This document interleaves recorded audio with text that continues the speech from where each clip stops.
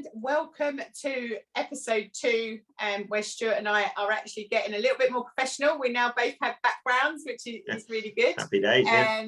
Yeah, it's looking really good. It just means I don't have to worry about my blinds, doesn't it? Yeah. So episode 2, obviously we spoke about me and my goals, for those that didn't know me. So Stuart, now it's over to you. Lots of people know you, lots of people don't know you. Firstly, tell us a little bit about yourself. About myself. Where you come from. So I'm from Redditch in Worcestershire. I've got a dog training venue over in Broadway near the Cotswolds. I have 2 venues. I've got an outdoor venue for the summertime, an indoor venue for the winter time. I've been round agility for well over 20 odd years, probably. I think you were one of the first people I met. Okay. Yeah, and you probably don't even know, but it was, I say one of the first people I met. I don't think you were one of the first people I met, but at a show you were so welcoming. I think I was doing pairs or something like that. Okay. And yeah, I remember you really well. Yeah, there must have been at a UKA show. Was doing UKA pairs. Yeah. I remember it really, a long time ago. Absolutely, yeah. Okay, so what dogs have you got that are current agility dogs now? Current agility dogs. I've got Skint, who is he's 9 in April. So we're just sort of winding things down a little bit. We're not going to be competing as much this year, mainly because, not mainly, he had a small injury during the lockdown, which I could say was fortunate because it was lockdown, but unfortunate because we didn't get a chance to rehab it properly as much. So it's taken longer to get done. Did you find, just like we do, did you find that so the dog's muscles had become, and ours, almost a little bit lazy, and so that they weren't triggering? Yeah, because we couldn't do, training, we could still train a little bit. We still had a couple of jumps and stuff we can get down the field or the back garden and do a few bits and pieces. But for me, you can train all the drills, do whatever, but I think course running is a must, especially when you've started competing or you are competing. I think course running is a must, and I think we missed out on that. Running to keep them, so physio was okay, jumping was okay, but I couldn't get him out physically enough to, we could go for walks and runs up and down the hills and stuff. Wasn't the same though, was it? Herbie was the same. He never came out of COVID. So when we came back after the sort of first couple initial lockdowns, we were back in, back out. We did some bits and pieces, but we're nowhere near, and we won't be now enough to do anything sort of major. But I'm happy with that because he's done more than enough. We've done Olympia. We got onto the IMCA team. We did get onto the IFCS team, but unfortunately that one was postponed so much that he won't be back on that one. But he's done enough, and we got a bronze team medal with IMCA when we went to Spain. So fantastic, well done. I can't, and he went to champ. We've done a couple of champ finals. You can't. It's a good place to come out, isn't it? Now and so who are you running now? I've got Riggs now. So he's 4 this year. We're currently grade 3, just chasing one last win to get to grade 4. Agility, unfortunately, everybody always says it's always the agility win that's the one that eludes us. But I'm not rushing anything with him. He's been again, we qualified for the IFCS Team GB this year, so we'll be going to Holland, that's amazing, Holland at the end of the summer. So I can't complain at that at all. Wasn't anything I expected from him at the time because I know he's not overly confident.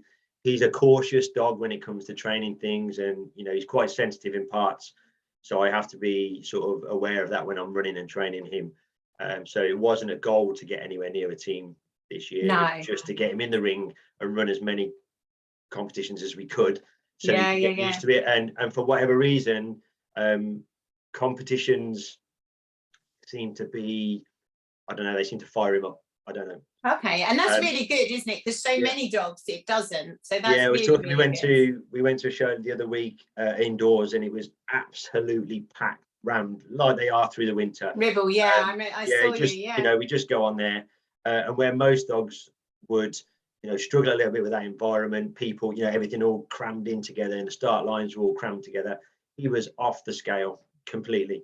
He just. And where would you say that you are? So does he respond to you? So do you think that maybe you're a little bit chilled? I think I'm a little bit of a weirdo as well, because I prefer it. I prefer indoor shows. Okay. I prefer the close proximity, the busyness, Oh, no, the noise. I think the noise, the atmosphere, I think all that. Whether that, again, going on to the other stuff, whether that's a mask for things, because then I don't have to worry about other things. Whereas when you're in a field in the summer, it's a bit more open. You're a bit more on view, should we say? Okay, it's interesting how you maybe perceive that, I don't know. isn't it? Maybe the more I look at it, yeah. indoors, it's so busy. You're not the centre of attention. That you feel like that you're kind of and the noise and the atmosphere just builds for me. Okay, and I would kind of coming at it from a behaviour point of view, I would stake my life on that's why he responds. 100%. And that's why I think we did so well with the IFCS qualifiers, because it wasn't like your normal sort of Saturday morning kennel club runs or whatever. There was a bit of a crowd behind it. There was a bit of a need to it. You know, there was a bit of a step up your game type thing. So So you were less conscious and more driven and focused. Maybe. So maybe whereas a normal kennel club run for me, not taking it away from anything. No. It doesn't float my boat enough to. The target's not big enough. And that's a whole nother subject. I was talking about. I mean, I know we're all trying to get to grade 7 and stuff, but I'm not going to rush Nairobi at all. No, it doesn't excite me enough to just go to a show. I get that. I really do understand that totally. Whereas if it's a final or an event or a qualifier or something like that, it's slightly different for me. Yeah, exactly. Different. And I think it's important for everybody that's listening to this to know that we respect that everybody is different. So there are those people that want to go up the grades, and that's their goal, which is fantastic. And there are those people that just literally just want to go out on a Saturday afternoon and have fun, and that's fantastic as well. I know you're like the downside to the team things, but not so much with the IFCS, but the other teams, you technically have to be grade 5, 6, 7. You do have to look at climbing the grades to get anywhere. If you're looking on the international sort of I could never hold back. I never held back. So I held him back for the Novice Cup, which he went and did. And then, and I always say that when a dog's ready to move up, they'll move up. However, I didn't hold him back after the Novice Cup, and I was like, Jesus, I can't, because he's got a running contact. I couldn't even leave him stuck on the end of a contact for ages. No. And I remember he did his 4 grade 7 wins in one show. It was I mean, I've got no sort of aspirations for novice cups or anything. I mean, if we get them, we get them. So what grade is he now, Stuart? He's 3, 1 off 4, 1 win off 4. Okay, so that leads us quite nicely on to what are your goals with him this year? I want to do the IFCS again. Obviously it's going to be a little bit later. So he's on year. team. He's on team this year, so obviously I'm looking for 2023. That number is used for emergencies. Sorry. It's all right. Siri has just picked up. It's like the phone's on do not disturb, and Siri picked my voice up. So sorry. That's all right. So I'm hoping to get 2023 as well. Okay. I can. And then after that, I think it will be, once I've got my head around the IFCS stuff, I think it will be a case of trying to push him up the grades a little bit and then see where we can get. I'd love to run him at Crufts or Olympia, one or the other. Probably with him, probably more Olympia, or not Olympia as it is now. And by the sounds, not Olympia. By the sounds of it, you would both relish in that. Yeah, but like I said, the downside with the qualifiers things, you've got to get through the grades to get there. So it's not like you can just turn up at Crufts or Olympia. And so you're waiting for 1 win on grade 3, and then he's got to be grade 5. 5 for senior, but the novice Crufts novice, I think it was a weird one, which I noticed at Ribble this last weekend. Your novice is grade 3 to 5. Okay. And your senior is grade 5 to 7. So if you're grade 5, you've got 2 chances. Yeah. So if I can get to grade 5, then I can do either or. Right. Right. So that would be my plan for this year, was to get him, to grade 5 at least, and then see how we go from there. But like everybody says about the escalation rules. What height is he, Stuart? Large, 600. Right. Yeah. So with the rules, obviously with the 25-day cooling off period and the whatever, it's such a long-winded process. That's a whole nother conversation. Again, yeah. But we have to deal with the rules, and those are the rules. Yeah. And that's if we enter these competitions knowing those rules, so we have to deal with it. And we can moan about it as much as we like, unless we're willing to put something forward or try and change things. Then exactly that. So for a novice, your novice is at Crufts. The final would be at Crufts. Yes, as far as I'm aware. Yeah, that's what I was reading. Yeah, I'm not sure. There's not many. I don't think there's many qualifiers though this year. Whereas before, you could go to KCI, I think it was the novice cup qualifiers there. Yes, and now they've changed it, haven't they? Where you have to go and you can qualify. And how many go through? I've not even looked at it because I haven't got. To be honest, this year I haven't, because I hadn't got any plans to do anything. I hadn't read any rules, and I only entered Ribble because it was a grade 3 to 5 class. I didn't enter it because it was only when I got there and went, oh, this is a. So I think your goal should be. Yeah, to go and read some rules. Yeah. Actually pay attention to what you're doing. Yeah, definitely. Yeah. Especially if you wanted to get into Crufts. Because exactly. I know, obviously, and it's not about me this week, but I know, obviously, Kippy, I would love to get into champ at Crufts. However, because he was quite sensitive, and I used lots of finals to prepare him. Yeah. So actually, to get to Crufts, if we're probably talking this, and the novice probably isn't even there. I have no idea. No, team's not there anymore. Team is now KCI, isn't it? Yeah. Cool. And so when is the IFCS competition? End of August. Okay, yes, because it was postponed, wasn't it? Yeah, so it's end of August. It was supposed to be in Easter time, the week after Easter, but obviously with the current situation, they postponed it again. I would say the way this current situation is going, that there's every chance that that's going to go ahead this year.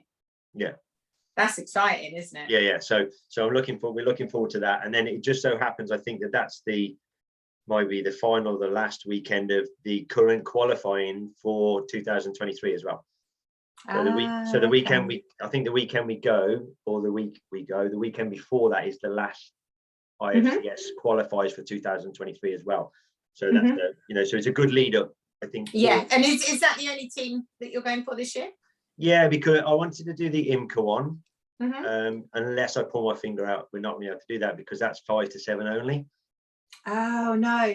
Oh gosh! Yeah. So I would have loved to have gone, because going IMCA was brilliant. I loved every. Yeah, I loved IMCA when I went. But it's 5 to 7. So. And that's in April, isn't it? Yeah. So even if I went to every Kennel Club show now, with the 25-day rule in between each win, each level, he's not going to get to grade 5, because I need to do one more win to 4, and then 4 wins. And then 25 days. Yeah. So but it is what it is. And when he goes next year, he'll be awesome. Yeah, so 2023 maybe we'll have a look at that. Yeah. Excellent. So that's good goals to have then. Yeah, definitely. Yeah, fantastic. And what about business-wise? What's going on business-wise with you right now? Business-wise, obviously we're just getting back into our face-to-face, personal training, really. One-to-ones and group lessons are building up nicely now. We were in and out for a bit. We could do some, then we couldn't, then we could, then we couldn't. We're out. Now we're back into it. Back in again. Yeah, so now we're in, and I don't think we're going anywhere now. No. So we're sticking with that. So yeah, that's doing really well. After the lockdown, I think if I look at it properly, I prefer the face-to-face interaction. The online stuff, it was okay, and I still do some of the online stuff now. And I get on with it. It's all good. I've got some good clients doing it, but my gut feeling is face to face. I need to be. Yeah, I think it's a good. I think you're right. I think it's a good alternative. I know, like and some people love it, and some people we get on with it. And, and it's flexible for some people, isn't it? And I know. So So I had 2 real wins out of being online. One is I now support 8 to 16-week-old puppies online, which is great because so many vets put people off until they've got their vaccination. So that's really, really good. And then I think the other, I don't know about you, but from a business point of view, I've kept my terms and conditions the same so that if anything happens, we go online. And that's really helped me with bad weather as well, because like you know, I had to cancel in bad weather, whereas now I don't. I mean, I'm fortunate from a winter training point of view. I've got a really cool indoor venue. So from a winter training point of view, I'm show off. I'm really I'm fortunate to have 2 venues within sort of 8 minutes of each other. So I can go my venue has an indoors. I can't always use it of a weeknight because it's a riding school, but I can on a Sunday and during the day and that sort of thing. So I'm more lucky than a lot of people. Exactly. And you had your goal setting book come out as well. So I did that during lockdown. My 90 days of awesome planner. It was just something I obviously, from different coaching programs that I've done, planning and journaling and things like that are a massive part of that sort of way of doing things. And I just on your page 1, read the rules. Exactly. And I just thought, from a dog training point of view, not necessarily agility, but from a dog training point of view, there's a little bit of a gap there, I think, for some people that need a little bit of a prompt every day. And on each page, it's set out. It's really simple. You've got your time like a normal diary, and then each page has got questions for morning setup and then questions for evening cool down, and it just asks you really simple questions on, you know, what are your thoughts for this morning, what's your priorities for today, you know, what might challenge you today, how are you going to handle that, and then in the evening, you know, 3 wins from the day, what challenges did you come across, you know, how did you handle them, you know, all I those guess things. that would be, listening to you chatting, right, I'm thinking, like, for me, I'm like, Jesus, I would really struggle to find time. But actually, I guess that would become a real good wind down, like, say, of an evening. I might get myself a copy, Stuart, because I struggle to wind down of an evening, and generally, probably like most people, will end up scrolling my phone or stuff like that. And the nights that I don't do that, and I put a little bit of positive mindset music on and a bit of meditation, I sleep so much better. So I guess that would be a good offload tool. Because you can write anything down that's happened that day, something that challenged you, that's really sort of either upset you or something that you've managed to work through. You can write it down. And then I was talking to somebody this morning, and we were just saying, if you write something down on a piece of paper, it becomes less of a drama. If it's in your head, it will always go, your thoughts will tear it apart completely. If it's on paper, there's nothing you can do. It's on paper. I find that with my goal setting as well, I like to say it out loud. So if I actually say it out loud to somebody, like, this is what I want, you can then, I do a lot of manifestation and that sort of thing, that actually you can start to envisage what it looks like that you want. So it's like, I don't know, you know, I want to run my dog at crafts. What does that look like? What does that feel like? So suddenly, if somebody said that out loud, I think that's a really, really powerful tool. So I'm going to order one of your diaries. So first thing in the morning, you know, before you turn on your phone, before you do whatever, just get it out. And it literally takes me 5 minutes in the morning, 5 minutes. I love the fact that you said it takes me, because I think if you're doing it yourself, then you really, really believe in it, which is great. It just takes me 5 minutes in the morning, and it's really simple.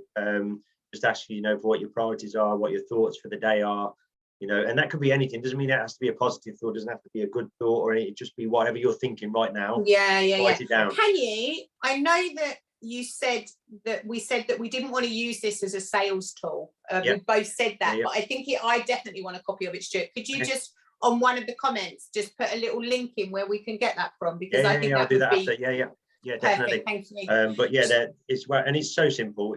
It takes, like I say, 5 minutes in the morning, 5 minutes in the evening. Done. Yeah, I think that might actually really help my mindset. And at the very front of it, it gives you a couple of pages where to set your goals. Benchmarks and things like that, so you can put it all down. So if you're struggling with setting, you know, if you're struggling with your goals or where you are, you can flick to the front of the book and go, oh yeah, I was supposed to do that. Oh yeah, I was supposed to look at the Kennel Club website rules. and look at the rules. Yeah, exactly. I'm supposed to do that this week. Yeah. So I can do that. Yeah. And that makes you accountable as well, doesn't it? And then you've only got yourself to blame. Yes, exactly. If it's in the book, it's in the book. Cool. So okay, so that's where you are, that's where your business are. What do you hope to bring to these discussions? What can we expect from you? So for me, I'm thinking I'm going to bring a balance to it, because obviously looking from a male perspective on most things, I find in agility, definitely, although there's quite a lot of men or blokes out there, there's not many up the front, if that makes sense. It's yes. Predominantly, all right, there's a lot at the top of the game. Yeah, I think there's more men at the top than there are women. But in general, giving you a voice, giving men a voice. Yeah, because I mean, I train, God knows how many people over a week, in groups and one-to-one, whatever. And I have on my regular books 2 men. Yeah, me too. That's all I have. 2, 3. But I see loads competing. Maybe they just don't like us. Yeah. And when I go to workshops, it doesn't matter which workshops you're going to, it could be any one of, pick a workshop. I'm usually either me and another, or just me on my own as a bloke. Yeah, that's very true, actually, isn't it? Really true. Workshop. So voice for men. I think from a male point of view, I can bring that in. Yeah, and I balance towards that. I think that's important, because women, I said to you at the beginning of this, I'm going to really struggle to sit and listen, because women. That's fine. And then I think I'm just going to bring fun to it. I feel that I'm open and happy enough to bring some fun to what's going on. And I shall probably bring some bad language at some point as well. Yeah. That's one thing I struggle sometimes not to swear.